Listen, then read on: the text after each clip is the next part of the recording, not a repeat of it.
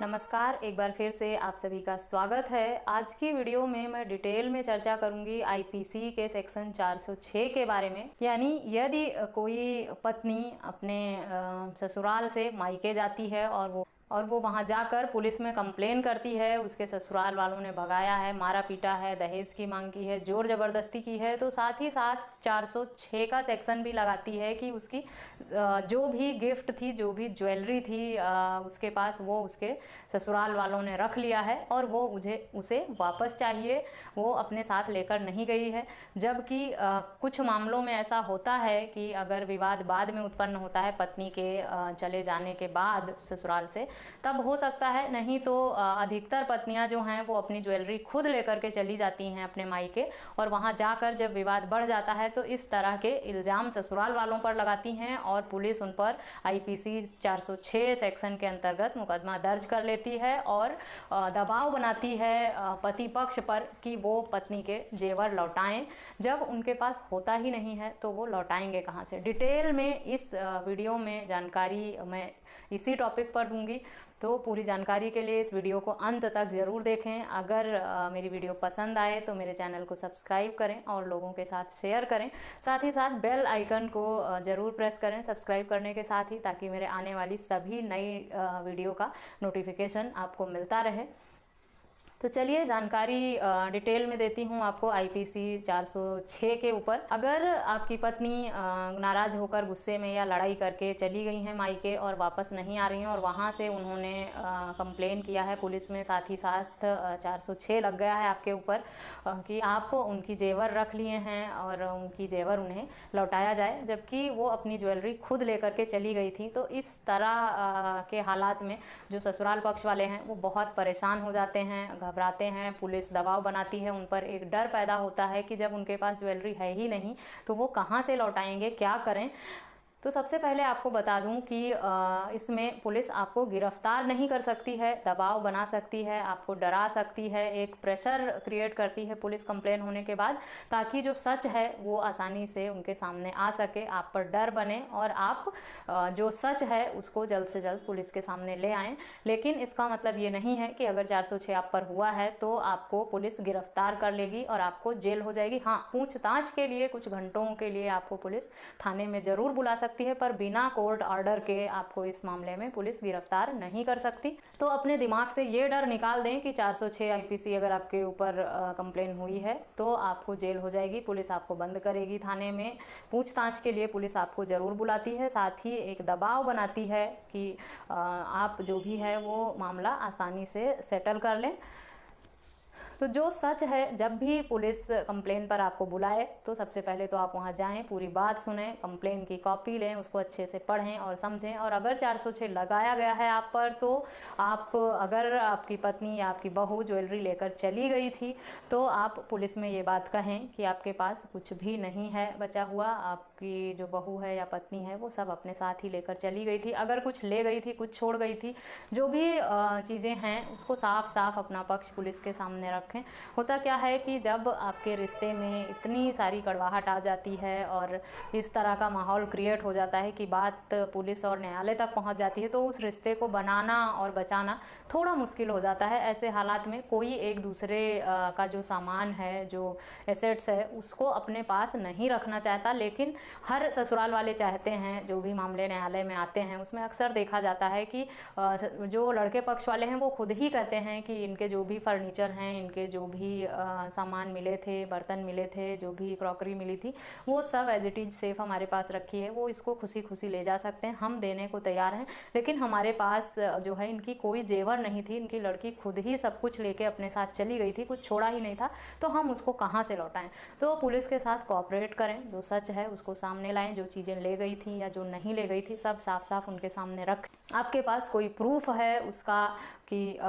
सामान लेकर जाते हुए आपने कोई वीडियो बनाई थी या जाने के बाद आपने फ़ोन पर या चैट पर बात किया है जिसमें इस बात का जिक्र हुआ है कि आपकी ज्वेलरी कहाँ है, सामान कहाँ है। कई बार होता है कि पत्नी जब वहाँ से चली जाती है और बाद में यहाँ ससुराल वालों को पता चलता है कि अलमारी कबर्ड जो है वो तो पूरा खाली है, कोई जेवर है नहीं। उस हालात में ससुराल पक्ष वाले पूछते भी हैं बहू से कि बेटा तुम गई और तुम्हारी अलमारी हमने देखी, कबर्ड देखा, उसमें तुम्हारी जेवर नहीं है। बहू कहती है कि मम्मी मैं अपने साथ ले आई थी। तो इस तरह की अगर कोई बातचीत हुई है उसका आप रिकॉर्ड रखे हैं तो उसे भी आप दिखा सकते हैं पुलिस को। अपने बचाव में आपको काफ़ी हेल्प मिलेगी। और अगर ऐसा कुछ नहीं है तो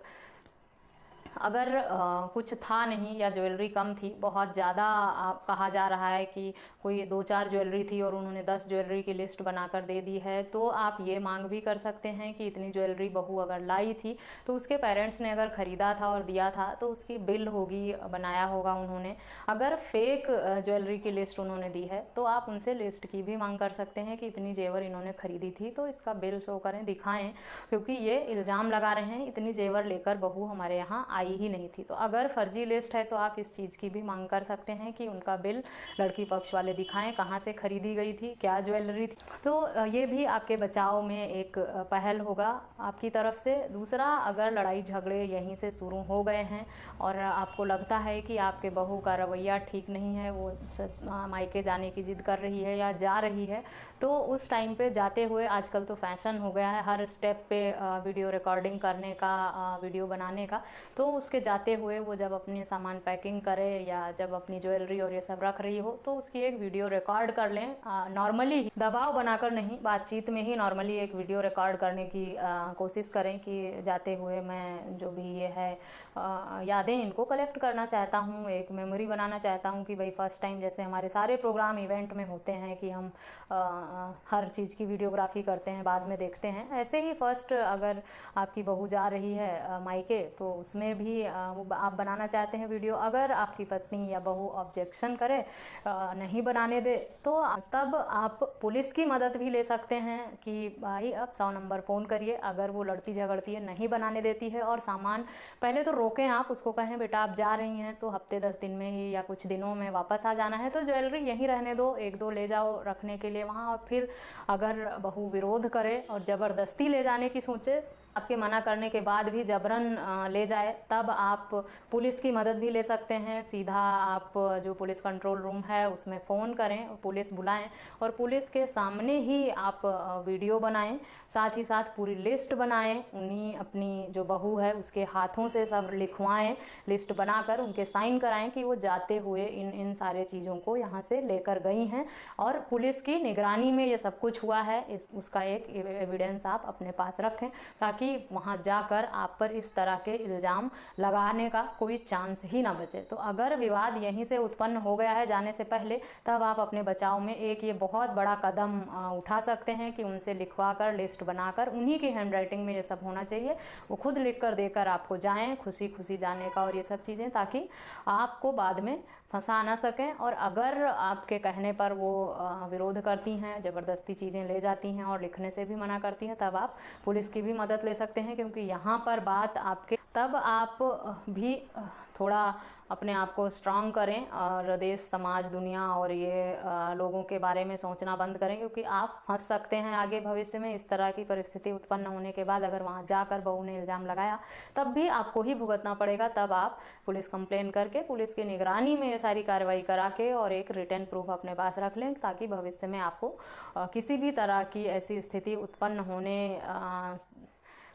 से बचाया जा सके। तो कुछ लोगों ने ये वीडियो भी लोगों के डिमांड पे ही बनाई गई है। कुछ लोगों ने मैसेज करके पूछा था कि इस तरह की स्थिति उत्पन्न हो गई है, किसी की बहू कुछ ले गई थी, कुछ छोड़ गई थी, किसी की बहू सब कुछ ले गई, किसी की नई नई शादी हुई है और परिवार में इस तरह के विवाद उत्पन्न हो रहे हैं। तो शुरुआत में ही लोग सवाल पूछ रहे हैं कि हमें ऐसा लग रहा है कि आने वाले टाइम में ये मैटर और भी उलझेगा और हमें जो है वो घरेलू हिंसा, दहेज उत्पीड़न और इस सब केसों में फंसाया जा सकता है, तो हमें क्या करना चाहिए। तो उन सब के लिए जो था ये एक सुझाव है इस वीडियो में कि अगर इस तरह की स्थिति उत्पन्न हुई है तो क्या करना है, और उत्पन्न होने की आशंका है तो भी आप अपना बचाव कैसे कर सकते। इस वीडियो में मैंने आप लोगों के द्वारा पूछे गए सवालों का जवाब देने का प्रयास किया है। फिर भी अगर कुछ और जानकारी चाहते हैं इस टॉपिक पर या इस तरह के किसी अन्य टॉपिक पर, तो आप मुझे ईमेल, मैसेज या कमेंट करके पूछ सकते हैं। संपर्क के सभी माध्यम मैंने डिस्क्रिप्शन बॉक्स में दिया हुआ है। आप मुझे इंस्टाग्राम, फेसबुक पर भी फॉलो कर सकते हैं। व्हाट्सएप पर मैसेज करके आप मुझे अपने सवाल पूछ सकते हैं। अगर इस तरह के किसी अन्य टॉपिक पर आप वीडियो चाहते हैं तो भी मुझे मैसेज करके या ईमेल करके आप संपर्क कर सकते हैं। इस वीडियो में बस इतना ही। आशा करती हूँ मेरे द्वारा बताई गई जानकारी आपको यूजफुल लगी होगी।